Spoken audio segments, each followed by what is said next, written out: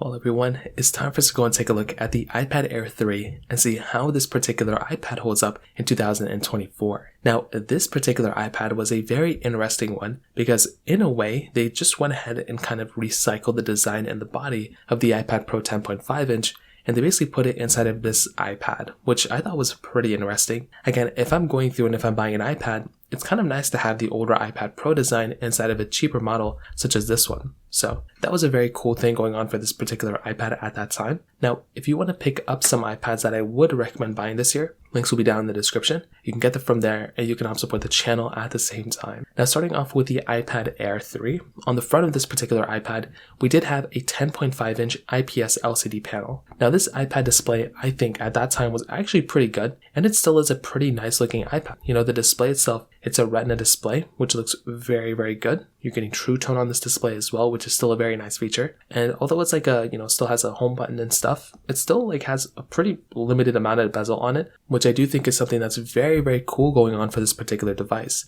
Like, I actually do like a lot that this thing wasn't like a super expensive type of iPad. It was a cheaper one at the time compared to the iPad Pros, and this thing still looks and feels very, very good as well, which is something that I really love about these particular devices. Now, again, a very limited amount of bezel, but you're still getting a little bit of bezel on this thing when it, kind of comes down to it. But I do think like if I'm picking up an iPad, this thing still looks very good, and I do think it's a very good looking iPad on the front. On the bottom, you're getting your Lightning port here, which is very good, which does support Apple Pencil 1. So if you were somebody who wanted to use this particular iPad with an Apple Pencil 1, you have that type of capability here, which is genuinely very awesome. And that is something that I actually like a lot, once again, about these particular iPads. Kind of like a curved side to it just slightly. On the back side, you're getting your flat back completely. So you're getting your Apple logo, your single camera setup on the top left corner, which is another really cool thing going on here. And I do think this is a pretty good, type of iPad. I mean, I do think when I look at the outside, it still looks very good. It still looks very premium. It doesn't feel like a cheap iPad. The only things that this iPad is missing, I would say that newer iPads pretty much have, it's basically things like, a lack of a ProMotion display. So there's no ProMotion on this particular iPad. There's no USB-C on this iPad either, which could be kind of a downside for some people. And maybe like a multi-camera setup and stuff like that. But beyond that, it's really not that bad of an iPad when it comes down to it. Now, on top of that, another big thing here is with the pricing strategy of this particular iPad. With the iPad Air 3, here's the big thing. You are basically getting an iPad that essentially doesn't really have that great of a, the price of this thing when it first came out was obviously more expensive than it is now. It is available in the used market all over the place. So these things aren't as expensive as they used to be, which is a very important thing to keep in mind. Like if you're going through and if you're buying some sort of an iPad, well then this thing definitely I would say is a pretty good option when it comes down to it. Because when you're getting an iPad like this, I mean, it is a very, very good priced iPad for what you're getting, which is a really cool asset when you're picking up something like this at the end of the day. So this in and of itself is another really cool thing going on for this iPad, and another really big advantage for this iPad as well. Now, on top of that, when you're getting this type of device, another big thing that I do like a lot about this iPad was actually its camera at the time. It really wasn't that bad of a camera, and that was a really cool thing going on here. So at the back of this camera, at the time, it was an 8 megapixel sensor in the back and a 7 megapixel standard camera on the front.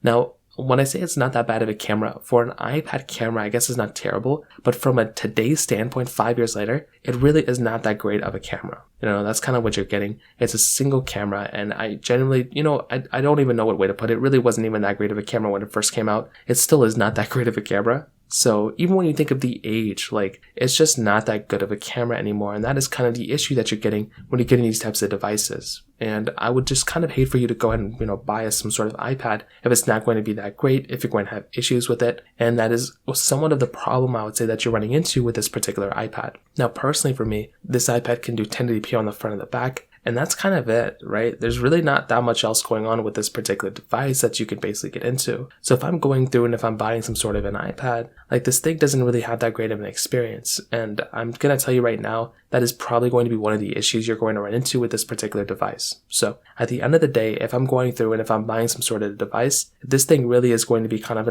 it's going to be a limited camera.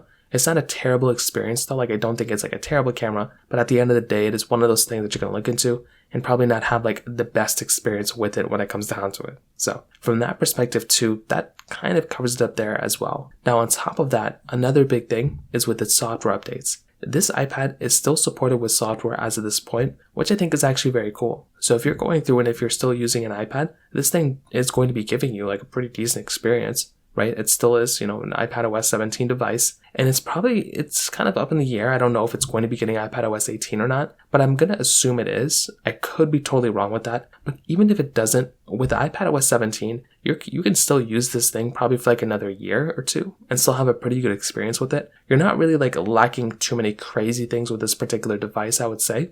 So I do think with something like an iPad Air 3, you're still going to be getting like a pretty decent experience, which I think is actually a really cool thing going on for this particular device. So with that being said, like if you still needed an iPad to like go through and like actually like perform at a decent level from like a software perspective, you're still going to be getting software updates as of me making this video. And if it does not get iPadOS 7, if it doesn't get iPadOS 18, you're still going to be getting security updates probably on iPadOS 18, which is going to be giving you a little bit extra, I guess, features and security updates and bug fixes here and there for the next couple of years probably. So from that perspective, that kind of covers it up there too. Now in terms of the performance side of things, this device is giving you that Apple A12 Bionic chip inside of it with 3 GB of RAM. Now this phone's performance is almost exactly the same thing as a iPhone XR. So that's probably the best way to put it. If you're looking at something like an iPhone XR, this is going to be basically the same type of performance comparatively to that. So that's kind of one thing to keep in mind. Like if you're going through and actually wanting to buy some sort of an iPad, well, like that type of device, is going to be very relevant to the performance of an iPhone XR. Now, I do think with this type of iPad, it's a pretty decent performing device. I think it still looks pretty good. And that is actually something that I like a lot about these particular devices. Like if you're going through and buying an iPad, I do think that it's not a terrible performing, a tablet. The only issue I have with this is like one, not as much RAM as the newer ones, an older chipset as the newer ones too. There's no Pro chip inside of this thing, but also there's no ProMotion display, which can make things feel a little bit slower. It doesn't make things slower, but it can make things feel a little bit slower at the end of the day. So that can be like kind of like another annoying thing going on for this particular iPad as well when it comes down to it. But I still don't think it's like a bad performing iPad by any means. And the battery life of this iPad was actually pretty good as well when it first came out. 8,134 mAh battery. It's a pretty good sized battery here. And I do think that in and of itself, once again, is another really cool feature going on here. Like if I'm going through and buying some sort of an iPad, this thing actually has a pretty good battery life inside of it, which is actually something that I love a lot.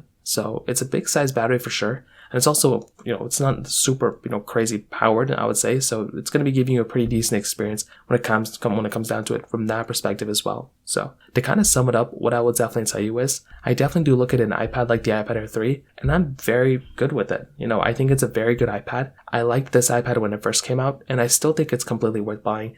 It's not the best iPad in the world by any means, but I do think for a lot of people, if you're going through and using an iPad, this thing is a very solid option, and it still definitely gets a thumbs up for me without a doubt. So from that particular perspective, that kind of covers it up there. If you have any other thoughts or questions, please let me know in the comment section below. Hit the like button, that would mean so much, but definitely hit that subscribe button. More importantly than everything else, I love every single one of you guys. Hopefully I'll catch you guys in the next video. Peace out till then.